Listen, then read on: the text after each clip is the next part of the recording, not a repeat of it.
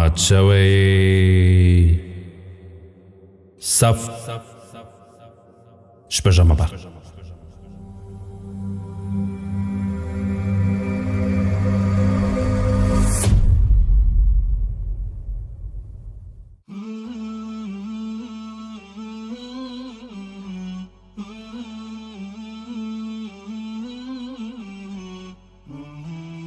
مات شوی صف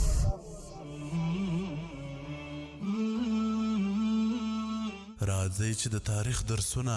بیا راژوندي کړو. مات شوی صف.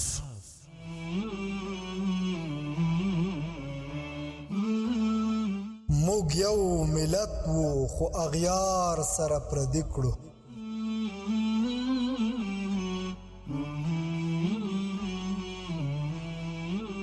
مات شوی صف. صف مات شو او له هرې درزې نه یې وینه وبهېدله.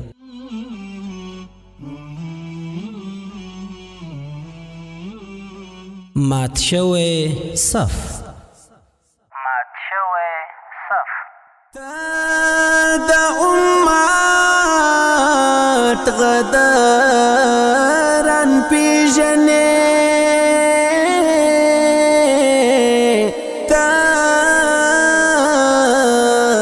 د امت غداران پیژنې.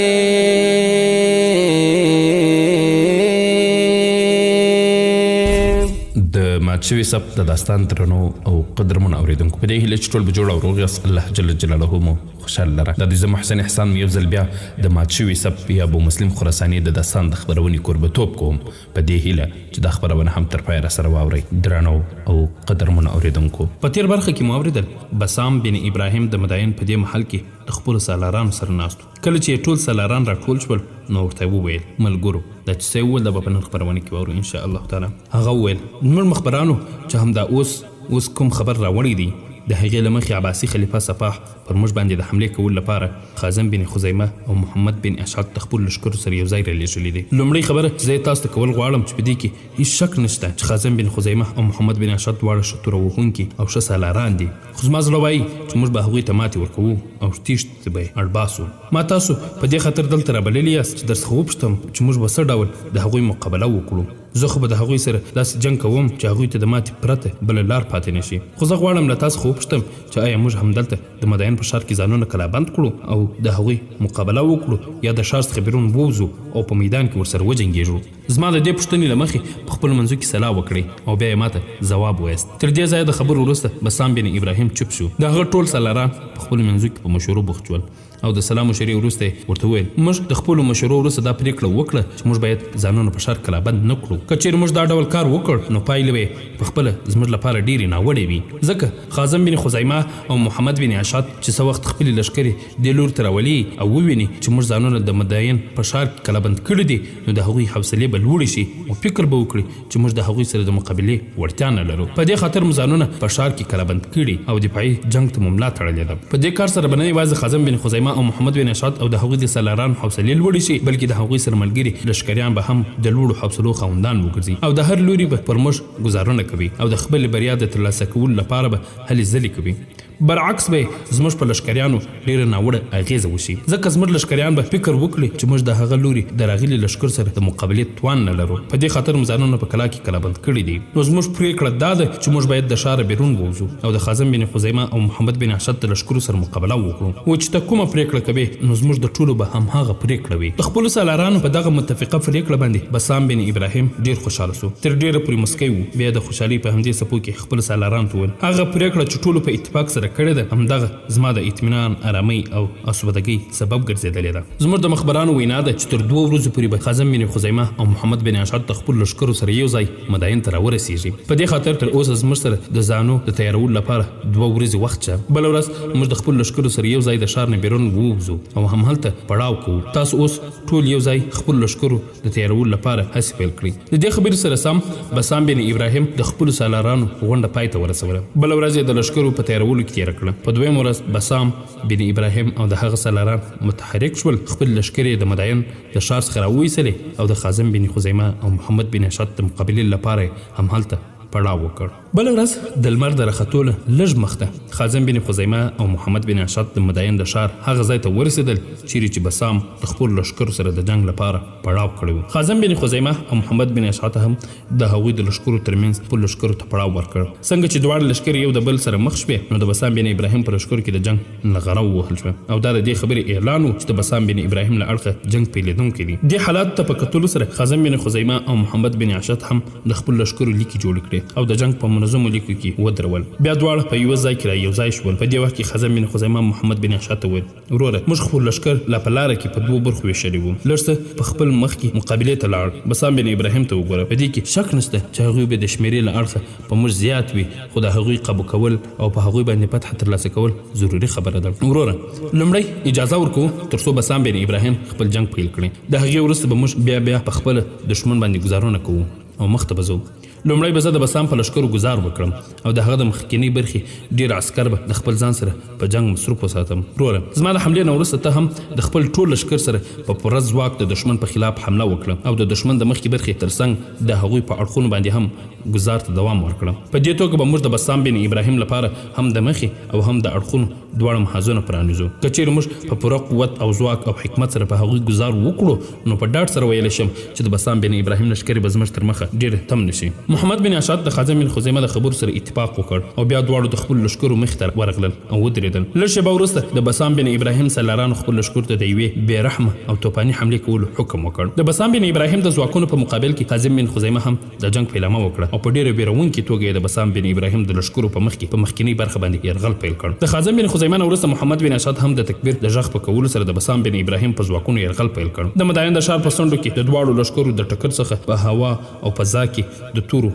د خرپا ویرونکي اوازونه پورته کېدل. د تورو د وهلو او یو د بل سره د ټکر له مخې سور اور بلېده او د تیارو وینو توپانو او اپتونو په دې خونړۍ توپان کې هر لوري ته د نفس د عذاب اوازونه راپورته کېدل. د جنګ میدان د دوزخ بڼه خپله کړې وه او د اجل طغیانونو هر لوري ته خپل رنګ څرګندول پیل کړل. د بسام بن ابراهیم سالارانو هر ډول هڅې وکړې چې په یوه نه یو ډول خازم بن خزیمه او محمد بن اشعث ته ماتې ورکړي او د جنګ د میدانه یې تیښته مجبور کړي. خو د هغوی هر کوشش او هره هڅه د ناکامۍ سره مخ شوه ځکه په هماغه لومړۍ حمله کې هغوی د بسام بن ابراهیم د لښکرو ګڼ شمېر کسان د تیغې تیر کړي وو او د وخت په تېرېدو سره د هغوی د پوځونو شمېره راکموله. د همدې وخت نه د ګټې اخیستو په خاطر خازم بن خزیمه د بسام بن ابراهیم د لښکرو په مخکینۍ برخې باندې پوره هوی شوی وو. په داسې حال کې چې محمد بن اشعث هم د خپلو لښکرو سره یو ځای د بسام بن ابراهیم د لښکرو اړخونه پسې راټولول. په دې توګه خازم بن خزیمه او محمد بن اشعث د بسام بن ابراهیم د لښکرو په خلاف دوه خطرناک او ګزار خوړونکي محاذونه پرانیستي وو. لږ شېبه سخت جنګ وشو خو د بسام بن ابراهیم لښکرو ماته وخوړله او کله چې بسام بن ابراهیم وکتل چې لښکر یې په ډېر چټکۍ سره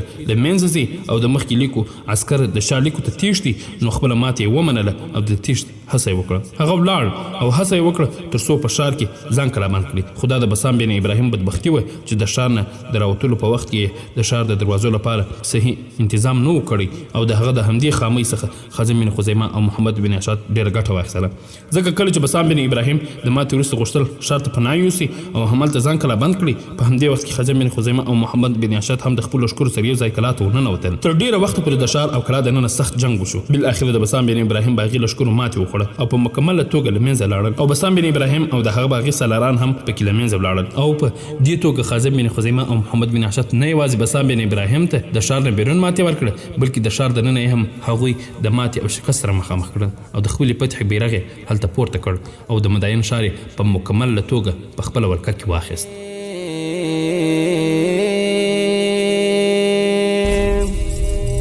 دا د ایوبی تاریخ په غاور اورېدلی دی هم د قتیبه او د تاریخ حال یې کتلی دی هغه د خالد عمر صدیق او موسنا تاریخ هم د آسیا او افریقا د اروپا تاریخ هم د اندلس دور او هم د عثماني دوران نادي پټل تانا عاموي هم عباسي دوران تا د رکنالدین او نور دین تاریخ هم لوستی دی تا د رقب قاشم ویل اړي تاریخ هم لوستی دی ماشاءالله تاریخ کې خدا ټول اتلان پیژنې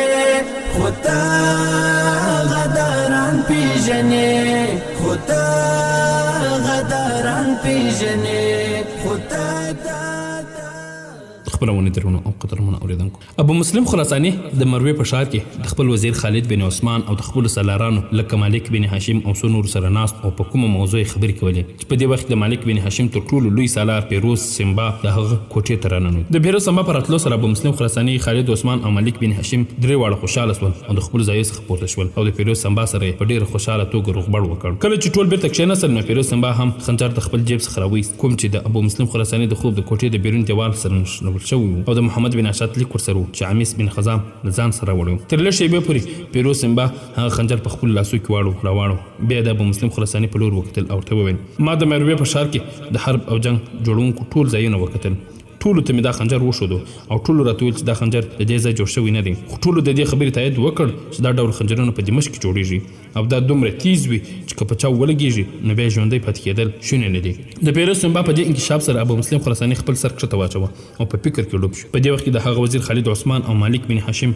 هم چوپ ناست بیا مسلم خراساني د پیروز په لور وکتل او ورته وویل د دې مطلب دا دی چې زموږ په لښکر کې نه وي نو د مروې په شار کې داسې خلک شته چې د دمشق وسله ولري او د بنو امیه حامیان او ملاتړي وسی او ان زما د اوسېدو تر ځایه پورې د رارسېدو توان ولري پیروز سمبا خپلې ټولې کارندې متنبه کړه چې له نن وروسته د پخوا نه زیات متوجه او بیداره اوسي که چیرې دا خنجر په دمشق کې جوړ شوی وي نو په یقیني توګه به زما د خوبځای سره د دې خنجر رانښلول د بنو امیه د کوم وګړي او یا کوم ملاتړي کار وي تر دې ځایه د خبرو کولو وروسته ابو مسلم چوپ شو ځکه د هغه یو کوچنی سالار په منډه راغی او ورته وویل ستا د خبرولو څخه یو غواړي له تا سره همدا اوس وویني په دې خبر د ابو مسلم مخ رڼا شو او سالار ته مخ کړ او ورته وویل هغه مخبر سمدلاسه د نن راولېږه د هغه په حکم هغه سالار بیرته ستون شو او لږ شیبه وروسته هغه مخبر د هغه کوټې ته رانه ابو مسلم ورته د لاس په اشارې سره د مخکې راتلو وویل کله چې هغه مخې ته راغی نو ابو مسلم ورته د کښېناستلو ونه ویل په دې خاطر هغه هم هغسې ولاړ پاتې شو بیا ابو مسلم وویل آیا موږ ته ښه خبر راوړې که بد مخبر ورته ویل هغه خبر مې د ځان سره راوړی د هغې اندازه تاسو پخپله کولی شئ چې زموږ لپاره بد دی او که ښه خبر دا دی لکه څنګه چې تاسو خبر یاست چې په مداین کې بسام بن ابراهیم بغاوت کړی دی تر دې ځایه د خبرو وروسته مخبر چوپ شو ځکه ابو مسلم خراساني د هغه په خبرو کې راټوپ کړ او وویل هو بغاوت یې کړی دی او دا یې زما په مشوره او حکم کړی دی ما غوښتل چې د بسام بن ابراهیم د بغاوت د ځپلو لپاره به سبا ما ور وغواړي زه به بسام بن ابراهیم پرته له کوم زیانه راضي کړم او بغاوت به یې پای ته ورسوم په دې توګه به د سپاح په وړاندې زما اهمیت نور هم زیات شي اوس راته ووایه چې د مداین په حالاتو کې څه تغیرات راغلي دي مخبر ورته وویل د بسام بن ابراهیم د بغاوت د ځپلو لپاره سپاح خپل سالاران خازم بن خزیمه او محمد بن اشعت ورستولي وو د مداین د ښار څخه بیرون سخت جنګ وشو او خازم بن خزیمه او محمد بن اشعت د بسام بن ابراهیم لښکرو ته ماتې ورکړه او بیا په فتحانه توګه ښار ته وننوتي دي بسام بن ابراهیم تښتېدلی خو د هغه یو سالار مغیره د مداین په هغه کلي کې پټ شوی دی چې د سپاح د نیال خلک پکې اوسېږي هم هغوی د بسام بن ابراهیم سالار مغیره ته پناه ورکړې ده تر دې ځایه د خبرو وروسته مخبر چوپ شو ابو مسلم لږ څه فکر وکړ او بیا وویل تا چې کوم خبر موږ ته راوړی دی هغه دوه برخې لري یوه برخه یې ښه او بله یې خرابه ده دا چې خازم بن خزیمه او محمد بن اشعت د بسام بن ابراهیم لښکرو ته ماتې ورکړې او په مداین یې ولکه کړې تر ټولو بد خبر او د زغم نه وتلې ده ځکه په دې توګه به د سفاح او د هغه د ورور منصور په ستور کې خازم بن خزیمه او محمد بن اشعت واقعیت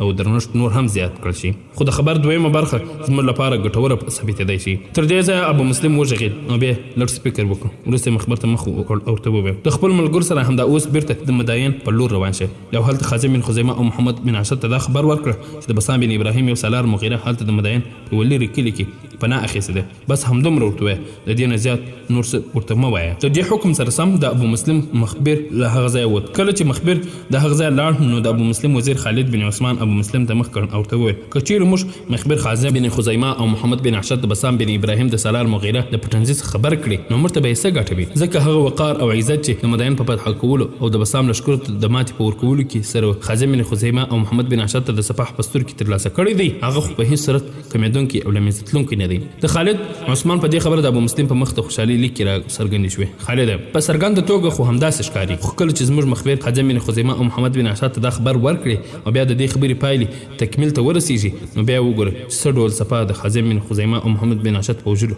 لاس پورې کوي. دا ځل د ابو مسلم خراساني سالار پیروز سنباطري په حیرانتیا سره وکتل. هغه څه ډول د پیروز سنباد د الفاظ په مقابل کې ابو مسلم خراساني وویل هغه په دې توګه چې کله زموږ مخبر د مغیره په اړه خادم بن خزیمه او محمد بن اشعث ته خبر ورکړي او ورته ووایي چې د بسام بن ابراهیم سالار مغیره دلته په مدین کې په یوه کلي کې پناه اخیستې ده او لکه څنګه چې مخبر وویل په هغه کلي کې د صفاح نینیال اوسېږي نو د دې خبرې سره به خادم محمد بن اشعث متحرک کېږي او د کلي د خلکو څخه د مغیره د تسلیمېدو غوښتنه کوي. نو که چیرې هغوی د دې غوښتنه ونه مني نو زه د خادم بن خزیمه په مزاج پوهېږم چې هغه به د دې کلي خلک په عامه توګه وژني او کله چې همداسې وکړل شي نو د دې خبر به خلیفه صفاح ته ورسیږي او ورته وبلل چې خادم بن خزیمه او محمد بن اشعث ستا نیان سره داسې بېګانه سلوک کړی دی. نو یاد ساته چې خلیفه صفاح به هېڅ توګه خادم بن خزیمه او محمد بن اشعث ونه بښي او د دې عام وژنې مسؤل به یې وګڼي. په دې اساس به صفاح د خادم بن خزیمه تر څنګ د محمد بن اشعث سټ هم په توره نیم کړي. زما خوږو ملګرو د انبار په ښار کې د تورې وهلو او یا د لښکرو د سپه سالارۍ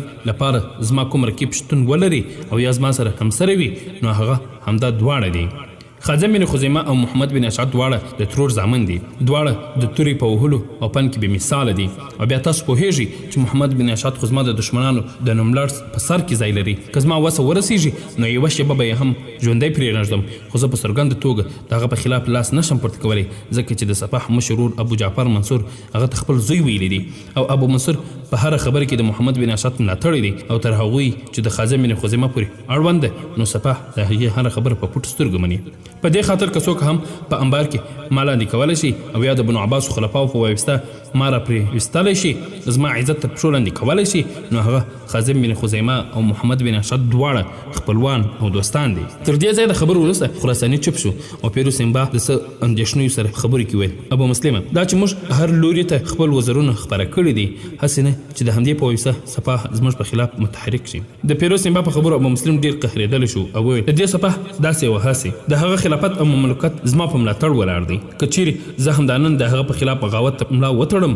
نو که په ورځو کې نه وي په اونۍ حکومت له منځه وړلی شم او په خپله خلیفه ګرځېدلی شم او د دې لوري په ټول اسلامي امت باندې حکمراني کولی شم. هسې هم ستا د راتلو نه مخته ما د خالد بن عثمان او مالک بن هاشم سره په یوه مهم موضوع باندې خبرې کولې. ابو مسلم لږ څه فکر وکړ بیا په خصوصي توګه پیروز سنبا ته وکتل او ورته وویل په خراسان باندې زموږ ولکه دومره مستحکمه ده چې که صفاح او د هغه مشر ورور ابو منصور خپل ټول ځواک او د هغې لس هومره نور هم زما په خلاف متحرک کړي بیا هم زما څخه خراسان نشي لاندې کولی. اوس به زه یوازې د خراسان پورې ځان رانغاړم زه به د صفاح نه وروسته د هغه مشر ورور ابو منصور د خلیفه په څېر ونه منم. د نن ورځې وروسته زه د یوې نوي کار پیلمه کوم او هغه دا چې د خراسان نه وروسته د بغداد او حجاز په لور متوجه کېږم خپل خیرخواهان او نقیبان هغه لور ته ولېږم تر څو هلته په خلکو کې زما لپاره لاره هواره کړي او کله چې ووینو چې زما د نقیبانو او مخبرانو د وینا مطابق هلته زما لپاره شرایط تیار دي نو زه به د خپلو لښکرو سره یو ځای د خراسان نه ووځم او د عراق او حجاز په لور به حرکت کوم او په دې ولایت به ولکه کوم. د دې وروسته به بیا ووینم چې د عباسیانو خلیفه صفاح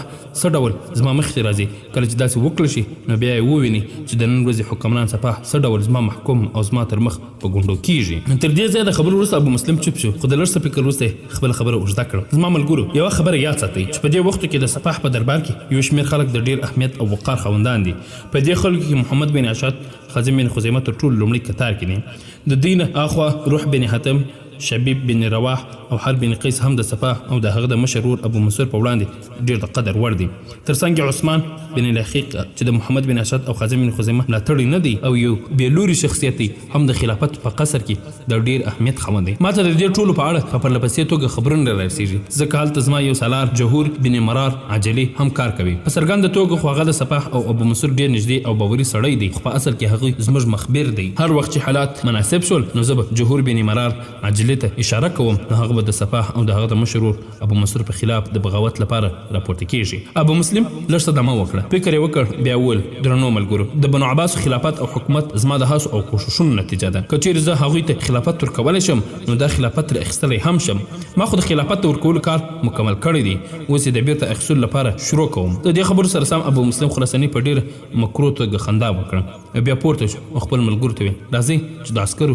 روزنځای په لور ولاړ شو ځکه زموږ د عسکرو روزنه پیل شوې ده. کله چې ابو مسلم راپورته شو خالد بن عثمان، مالک بن هاشم او پیروز سیمبا هم د خپلو ځایونو څخه راپورته شول. بیا ټول د مروې د قصر څخه راووتل او د عسکر د روزنځای په لور روان شول. غداران پیژنې خدا غداران پیژنې خدا غداران پیژنې تا ته د سلطان صلاح الدین تکبیر په زړه پروت دی وا معتصمان نعرې پر یاد لا هم تازه پروت دی ته د عثماني خلافت په لوړو خوبونو کې ته د اسلامي جهان رڼا او څراغونو کې تا ته خراسان بخارا سمرقند هیڅ نشکاري تا ته غزنوي او د ابدال توري هم نشکاري ته د عقبه بني نعفي کروان تو ګورا بیا نو د زرادا د غزا توپان ته ګورا. خبرونه درنو او قدرمنو اوریدونکو د مداین اړوند بل لږ څه واورو. د مداین ښار د دجلې د سیند په دواړو خواو کې پروت دی. غربي اړخ یې د سکندر اعظم ځایناستو آباد کړی وو او شرقي اړخ یې ایراني شینشاهانو آباد کړی دی. دغه دواړو ښارونو ته مداین ویل کیږي. راځو داستان لا تر اوسه خازم بن خزیمه او محمد بن عشد په مداین کې وو او د هغه ځای د ښار او د کلا د نظم هڅو بوخت وو. په همدې وخت کې ورته د ابو مسلم د مخبرانو څخه یو راغی او خازم ته مخ کړ او ورته وویل ما تاسو دواړو ته یو ښه خبر راوړی دی. تر ټولو ستره خبره دا ده چې تاسو بسام بن ابراهیم ته ماتې ورکړې. بسام بن ابراهیم تښتېدلی دی خو د هغه ډېر نوموړی سالار مغیره همدلته په مداین کې په یوه کلي کې پټ اوسېږي او د خلیفه سپاه په خلاف خلک راپاروي. خازم بن خزیمه د دې خبر په اورېدلو سره ډېر خوشحال شو. د محمد بن عشد خوشحالي هم د کتلو وړ وه. د دې خبر د اورېدو سره سم خازم بن خزیمه د خپلو لښکرو یوه ډله هغه کلي ته ورولېږل او دغه کلي مشران یې ځان ته راوبلل. تاریخ پوهانو او په ځانګړې توګه ابن خلدون لیکلي دي چې په دې کلي کې د عباسي د لومړي خلیفه سپاه اویا کس خپلوان اوسېدل. کله چې دا خلک خازم بن خزیمه او محمد بن عشد خواته راغلل هغوی د بسام ابن ابراهیم یو سالار ته د پناه ورکولو په خاطر ډېر ملامته کړه او بیا وګوښل چې که چیرې مغیره یې له ځان سره پټ کړی وي نو سم د لاسه دوی ته تسلیم کړي. د هغوی د دې غوښتنې په مقابل کې د هغوی یو شمېر خازم بن خزیمه ته وویل بېشکه چې د بسام بن ابراهیم سالار مغیره زموږ څخه د اجازې اخیستلو وروسته هغلته راغلی وو خو له موږ سره یوه شپه پاتې شو او د هغه نه وروسته د هغه ځای ولاړ. د هغوی په دې څرګندولو خازم بن خزیمه په قهر شو او هغوی ته ګواښونه پیل کړل او ورته وویل تاسو خلک د خلیفه سپاه د ګوټو په خلاف کار کوئ. د خازم بن خزیمه د دې ګواښونو په مقابل کې هغه خلک هم ګواښمن شول. د هغوی په دې کار خازم بن خزیمه ډېر په غضب شو او لښکر یې متحرک کړ او هغه کلي خلک یې په عامه توګه ووژل. د هغوی کورونه یې هم وران او ویجاړ کړل. بیا چې د هغوی څخه کوم خلک خوندي پاتې شو هغوی د خپل سردار زیاد بن عبیدالله حارثي ځای ته ورغلل. د ابن خلدون د وینا له مخې حارثي هغوی د خلیفه سپاه دربار ته وبوتلل. حارثي دې خلکو ته وویل چې کوم حالات چې په تاسو تیر شوي هغه په پوره تفصیل سره سپاه ته ووایاست او بیا ترې دا غوښتنه هم وکړي چې خازم بن خزیمه او محمد بن عشد ته د هغوی د دې کار په اړه سخت سزا ورکړي او د هغوی د وژلو حکم جاري کړي. خو د خازم بن خزیمه او محمد بن عشد په وژلو باندې د سپاه دومره ژر راضي کول څه اسان کار نه و ځکه چې دغه دواړه سالاران نه یوازې د سپاه غوره سالاران وو بلکې د هغه د ورور ابو منصور هم غوره او منلي خلک وو. که څه هم ابو منصور په دې ورځو کې په جزیره کې اوسېده ځکه د هغه ورور سپاه هغه د جزیرې والي ټاکلی و. زیاد بن حارثي هم هلته په انبار کې میشت شو او کله کله به د سپاه دربار ته حاضرېده او هغه به یې د خازم بن خزیمه او محمد بن عشد د وژلو لپاره هڅوه. خلیفه سپاه به هم هره ورځ د عبیدالله حارثي شکایت اورېدل خو تر اوسه یې په دې اړه کوم تصمیم نه و نیولی. په همدې ورځ کې د جزیرې څخه د سپاه د ورور ابو منصور یو قاصد هم راغی. هغه خلیفه سپاه ته پیغام رالېږلی چې کوم کار چې خازم بن خزیمه او محمد بن عشد د هغه کلي د خلکو سره کړی دی هغې دوی دواړه بالکل حقداره وو. په دې خاطر د هغوی په خلاف هیڅ ډول عمل باید انجام نه کړل شي. تاریخ پوهانو لیکلي چې په هغو ورځو کې د انبار ښار دوه کسه عمرا هر یو موسی بن کعب او ابو جهیم بن عتیه دواړه د سپاه دربار ته ورغلل. دوی د ښار د سترو مشرانو په ډله کې ګڼل کېدل. هم هغه چې موسی بن کعب سپاه ته د خبر په ترڅ کې وویل امیر المؤمنین خازم بن خزیمه ستا پخوانی پیدایي دی هغه له تا سره ډېره زیاته مرسته کړې ده ستا سره یو ځای شو او ستا په خطر د خپلو دوستانو او خپلوانو په خلاف هم وجنګېد او به هر څوک چې ستا مخالف شوي هغه سم د لاسه له منځه وړی دی. مناسب دا ده چې د هغوی د دې کړي کار څخه تیر شي او بخښنه ورته وکړي او تر هغې د محمد بن عشد پورې اړوند هغه د ځوانۍ ترڅنګ ډېر نایابه سالار دی او د هغه خدمات هم له یاده نه شو ویستلی. کله چې مصعب بن کعب چوپ شو نو صفه لږ څه په غوسې او خفګان سره وویل کوم لیونی او احمق تاسو ته ویلي دي چې زه د خازن بن خزیمه او محمد بن اشد په خلاف کوم قدم اخلم هغه دواړه داسې سالاران دي چې نه یوازې زما خوښیږي بلکې زما مشرور ابو منصور ورته زامون ویلي دي نو بیا زه ولې د هغوی په خلاف کوم قدم اخلم زه په دې خاطر چوپ شوی یم چې ابن خزیمه او ابن اشد دواړه زما د خپلوانو کلي باندې حمله کړې ده هغوی د خپلې حملې په اړه مستحق وو خو اوس زه غواړم چې د خپلې قبیلې خلک د هغوی په کار باندې بیرته راضي او مطمئن کړم د خلیفه صفح د خبرو خلاصېدو نه سمدستي وروسته مصعب بن کعب ورته یو ځل بیا بیان وکړ امیر المؤمنین که چیرې ته د خازن بن خزیمه په خلاف کوم قدم نه اخلي او ترڅنګ یې غواړې خپل اقربا او دوستان هم د هغوی د کړي عمل په اړه بیرته د لاسه کړي نو یو کار وکړم او هغه دا چې خازن بن خزیمه د داسې کوم سرحد په لور ولېږه چې هلته د جنګونو لړۍ روانه وي چیرې هغه هلته په جنګ کې ومړ نو هم صحیح او که بریالی شو نو ستا په ثواب زیادشت راشي د مصعب بن کعب دا خبرې په صفح باندې ښه ونه لګېدې او د ډېرې ناخوښۍ څرګندونه یې وکړه زه به هغه ولې داسې کوم محاسن لېږم چې هلته ووژل سي ما ته هره شیبه د هغه او د محمد بن اشد اړتیا ده دا خبره یاد ساته چې د هغې چې ما ته معلومات شته ابو مسلم خراساني زما په خلاف بغاوت کولی شي خو خازن بن خزیمه او محمد بن اشد زما په خلاف بغاوت نشي کولی هغوی دومره ځان ځارونکي او باوري شخصیتونه دي چې زه پرې په پټو سترګو باور کولی شم هغوی زما په وړاندې د ابو مسلم خراساني نه ډېر قدر او منزلت لري خو بیا هم د خپلو اقرباو او خپلوانو د قانع کولو لپاره مې یو فکر کړی دی او هغه دا چې د دې ځایه به نور لشکر هم خازن بن خزیمه ته ورولېږم او هغه به د امان په لور ولېږم ځکه هلته خارجانو بده ورځ پیل کړې ده او هر لوري ته تباهي راخیستې ده زه هیله لرم چې خازن بن خزیمه به د خارجانو په ځپلو کې بریالی شي د هغوی بغاوت به له منځه یوسي خو تر هغې چې د محمد بن اشد پورې اړوند ده نو د هغه په اړه حکم جاري کوم چې هغه د خازن بن خزیمه څخه جدا کړی شي زه به د هغه لپاره د خالد بن ابراهیم تر مشرۍ لاندې یو لشکر ورولېږم او خالد بن ابراهیم او محمد بن اشد ته به دا کار وسپارم تر څو د کش د نامسلمان حکمرانانو پر خلاف متحرک شي زه هیله لرم چې د دوی دواړو به هم په خپل دغه میشن کې بریالي شي په دې توګه به د دې دوو پوځي عملیاتو له مخې زما دوستان او خپلوان هم مطمئن شي چې ما خازن بن خزیمه او محمد بن اشد دواړه د سرحدي جنګونو په لور لېږلي دي د خلیفه صفح په دې خبرو مصعب بن کعب ابو جهیم اتیا دواړه خوشحاله شول او د خلیفه صفح دربار نه ووتل په سبا صفح یو لشکر د خازن بن خزیمه په لور ورولېږه او هغه ته حکم وکړ تر څو د اومن په لور ولاړ شي او هلته د خارجانو بغاوت وځپي او بل لشکر د محمد بن اشد په لور د خالد په مشرۍ ورولېږه تر څو د خپلو پخوانیو لشکرو سره یو ځای دوی دواړه د کیشن د حکمرانانو په خلاف حرکت وکړي هماغه چې صفح یو لشکر د خازن بن خزیمه په لور ولاړ او بل لشکر د ابو داود خالد سالار تر مشرۍ لاندې د محمد بن اشد په لور ولېږه کله چې دواړه لشکرې مدین ته ورسېدې خازن بن خزیمه او محمد بن اشد دواړه د صفح د حکم سره سم متحرک شول خازن بن خزیمه د خپل لشکرو سره یو ځای د عمان په لور کوچ وکړ او محمد بن اشد د نور راغلو لشکرو او خپلو پخوانیو لشکرو سره یو ځای د کیش په لور کوچ وکړ غداران پیژنې تا ته د سلطان صلاح الدین تکبیر په زړه پروت دی وا معتصمان نعرې پر یاد لا هم تازه پروت دی ته د عثماني خلافت په لوړو خوبونو کې ته د اسلامي جهان رڼا او څراغونو کې تا ته خراسان بخارا سمرقند هیڅ نشکاري تا ته غزنوي او د ابدال توري هم نشکاري ته د عقبه بن نافع کروان تو ګورا بیا نو د زرادا د غزاتو پانت ګورا شد چې د دین مبین هم داس پایان پیژنې خدا د خبرونې درنو او قدرمن اوریدونکو خارجان څوک دي تر هغې چې د خارجانو پورې اړه لري نو دوی د اسلام د ډېر پخوانۍ ډلې پیروان دي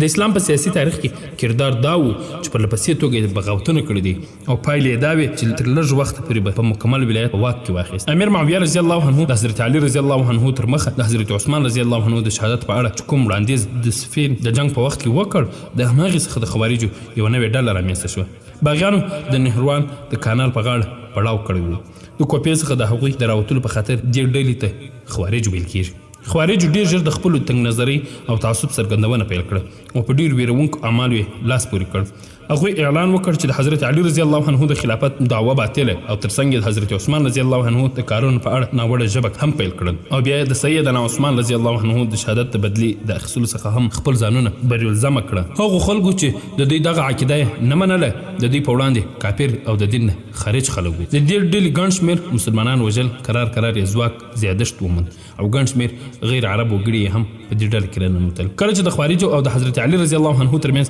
خبرې ناکامه شوې نو هغه خطراو ګواښ د له منځه وړلو لپاره د دې په خلاف عملي اقدام پورته کړ. په 615 عیسوي کال کې د جولای په 19 د نهران جنګ ونښت. په دې جنګ کې خارجانو ته ډیر زیان ورسید خو په راتلونکو 2 کالو کې بیا هم د بغاوت لړۍ روانه وساتله. په خپل حضرت علي رضی الله عنه د یو خارجي عبدالرحمن بن ملجم په لاسونو په شهادت ورسید. د عبدالرحمن بن ملجم په خسرګنۍ کې ګڼ شمېر خلک د نهران په جنګ کې له منځه تللي وو. د یوې روایت له مخې د خارجانو د دې سازش یو مقصد دا و چې حضرت علي رضی الله عنه، امیر معاویه رضی الله عنه او د مصر والی عمر بن العاص رضی الله عنه په یو وخت کې ووژني. په دې خاطر د حملې لپاره یو وخت وټاکه. په امیر معاویه رضی الله عنه حمله وکړه خو هغه زخمی شو. عمر بن العاص رضی الله عنه په هغه شپه ناروغ او په ځای خرجه رضی الله عنه خطافه د قاهرې مسجد ته د امامت لپاره راغی او هغه عمر رضی الله عنه په نامه شهید کړ. د امیر معاویه رضی الله عنه د حکومت په 20 کلن دوران کې په کوفه او بصره کې څو ځله باغیانو بغاوتونه کړي دي. خو د امیر معاویه رضی الله عنه د ښه تدبیر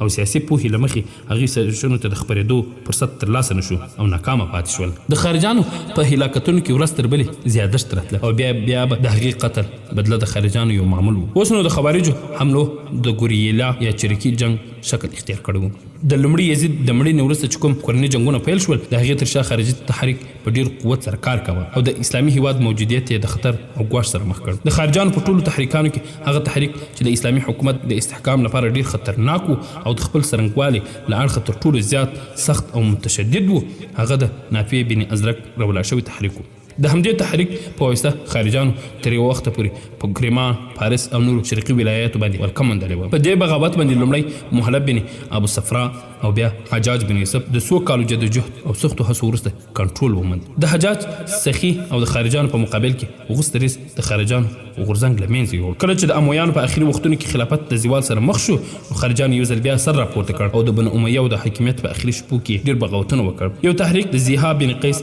شعباني تر مشرۍ لاندې په الجزیره او عراق کې راپورته شول. بل د عبد الله بن یحیی په مشرۍ باندې په عربو کې راپورته شو خو ډېر ژر د ناکامۍ سره مخ شو. دغه بغاوتونو چې کومه فتنه او فساد خپور کړ د هماغې له مخې د اموي سلطنت شرقي دیوالونه وشړېدل او عباسیانو ته فرصت په لاس ورغی په اسانۍ سره د سلطنت زړه ته ځانونه ورسوي. د عباسیانو په دوران کې هم څو بغاوتونو سر راپورته کړ. په دې اساس باغیانو خارجانو اوس خپل ډیر ځواک په عمان کې راټول کړي او د همدې ځای راپورته شول تر څو عباسي خلافت ته سخت ګزار ورکړي. په دې اساس صفح د خارجانو د دې بغاوت د ځپلو لپاره خازن بن خزیمه د یو دروند لښکر سره یو ځای عمان ته ولېږه. تر هغې چې خوارجو د مذهبي عقایدو پورې اړوند دي نو په هغې کې د یو شانتوالي نه تر سترګو کېږي. د هغوی د ګڼ شمېر فرقو او ډول عقاید یو د بل سره ډېر توپیر لري. د دوی ټول 20 ډلې دي. د خلافت د مسلې په اړه ټول خوارج یو ډول نظر لري. د هغوی عقیده ده چې دا په مؤمنانو فرض دي چې هغه امام د خپلې اصلي لارې څخه بېلارې شوی وي ګوښه کړي او دغه په ځای یو بل امام د ځانو لپاره وټاکي. له بل اړخه به یې دا دعوه کوله چې هر هغه مؤمن چې د دیني او اخلاقي اړخ کردار د ملامتیا وړ نه وي هغه د دې خبرې وړتیا لري چې د امت متفقه رایو له مخې د امامت لپاره وټاکل شي. د خپلو خلفاو نه پرته کوم نور خلفا چې پر حق ګڼل نو هغوی یوازې ابوبکر صدیق رضی الله عنه او سیدنا عمر بن خطاب رضی الله عنه. د حضرت عثمان رضی الله عنه لومړي 6 کلونه د هغه د خلافت صحیح موده ګڼله او حضرت علي رضی الله عنه د سپین تر جنګ پورې د خوارجو یوه ستره او مهمه عقیده دا هم ده چې د صالح اعمالو پرته ایمان د خلاصون لپاره کافي نه دی. که چیرې د کوم چا څخه کبیره ګناهونه صادر شي نو د هغوی د مؤمنیت څخه انکار کاوه او د هغه ته به د مرتد نوم اخیست. د خوارجو یوه ډېره وتلې او خطرناکه ډله ازرکه وایي چې که هر څوک چې په دغه توګه کافر شي هغه بیرته اسلام په ډله کې نشي راداخلېدی او هغه باید د دې جرم په مقابل کې د ښځې او کوچنیانو سره یو ځای ووژل سي. هغوی هغو مسلمانانو ته چې خارجي نه دي کافر او مرتد وایي. د خوارجو یو شمېر ډلې د عیسویانو او یهودیانو هر کس ته د امن د ورکولو او هغوی تر خپلو کورو پورې د خوندې رسولو مسؤلیت په غاړه اخلي. پرونې درنو قدرمن اورېدونکو دلته یو لنډې تبصرې ته ضرورت لرو. خوارج هغه کسان وو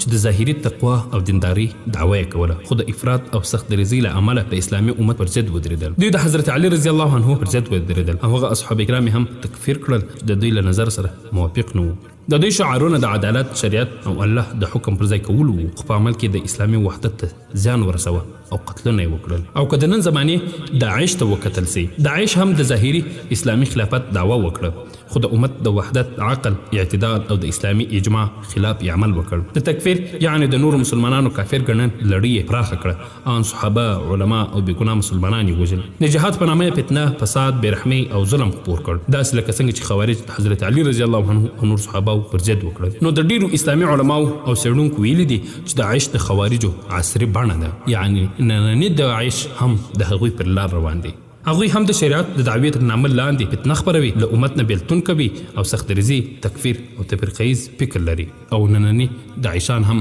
همدا فکر لري. که نن موږ په ټولنه کې وګورو، داعشانو نه یهودو ته لاس ورچولی، نه عیسایانو ته لاس ورچولی، نه د اسلام نورو مخالفینو او د اسلام دشمنانو ته لاس ورچول. برعکس په اسلامي هیوادونو کې د مسلمانانو په وژلو یې لاس پورې کړی دی او مسلمانان کافران ګڼي. هغه مسلمانان چې د دوی د عقیدې مخالف دي، هغه دوی تکفیروي او کافران یې ګڼي. که چیرې دوی پرشتیا هم د اسلامي حکومت او د اسلام مجاهدین وای، دوی به نن د غزې تر څنګ درېدلی وای، خو برعکس دوی د یهودو تر څنګ ولاړ دي او د غزې د مسلمانانو خلاف دي. نو دا د جهنم سپي دي، ځکه رسول الله صلی الله علیه وسلم کلاب النار ورته ویلي دي. خپرونې درنو محترمو اورېدونکو، راځو خپرونې ته. بهرحال د همدې خوارجو د ځپلو لپاره خازن بن خزیمه د عمان په لور حرکت کړی، ځکه دلته خوارجو ډېره ستره فتنه را پیدا کړې وه. خازن بن خزیمه عمان ته د ورسېدو سره سم د خرجانو د سالار شعبان سره لومړی ټکر وکړ. په دې ټکر کې شعبان ماتې وخوړه. خارجي شعبان د ماتې خوړلو وروسته عمان ته وتښتېد. هلته د پخوا څخه د خارجانو یو لوی قوت راټول شوی و. شعبان پرېکړه وکړه چې د عمان په ساحل به ټول خارجي لښکر راټولوي او خازن بن خزیمه مقابله به کوي. د همدې ارادې کولو وروسته شعبان عمان ته ورسېد او د هغه ځای یو لوی لښکر راواخیست او د خازن مقابلې ته راووت. د بل اړخه خازن ته هم خبر راورسېد چې خارجي شعبان د عمان د ساحل په لوري تللی او د هغه ځای ډېر ځواک راټول کړی، اوس یې له ځانه سره یو لښکر تیار کړی دی. ابن خزیمه هم د وخت د ضیاع کولو پرته د توپان په څېر د عمان د ساحل په لور روان شو. د بل اړخه شعبان خارجي د خازن بن خزیمه لپاره انتظار کاوه. کله چې خازن د خپل لښکرو سره یو ځای د عمان ساحل ته ورسېد، نو د هغه سره د مقابلې لپاره د خارجانو سالار شعبان تیار ولاړ. د خازن بن خزیمه د ورسېدو سره سم د خپلو لښکرو لیک جوړ کړی. خازن بن خزیمه هم د خپلو لښکرو د لیکو په جوړولو کې مصروف شو. د وران شوي ثبت الحسن درنو او قدرمنو اورېدونکو، دا چې نور څه وسول د به په راتلونکي خپرونه کې واورو ان شاء الله تعالی. د خپرونه ما محسن احسان چمتو او تاسو ته وړاندې کړه. در بیا ستاسو په درانه حضور کې را حاضر یو. تاسو ټول په لوی الله جل جلاله سپارو. السلام علیکم ورحمت الله وبرکاته.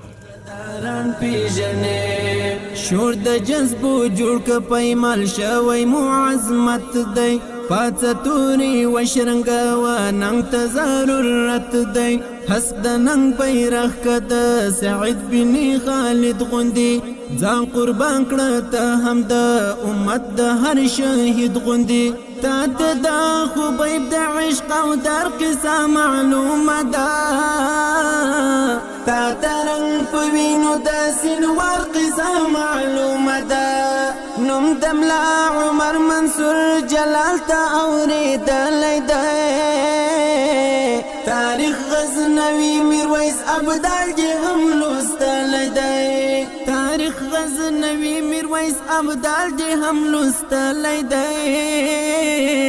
ویان د تاریخونو د محسن احسان پیژنې، ویان د تاریخونو د محسن احسان پیژنې، خدا غداران پیژنې، خدا غداران پیژنې، خدا تا غداران پیژنې، خدا غداران پیژنې، خدا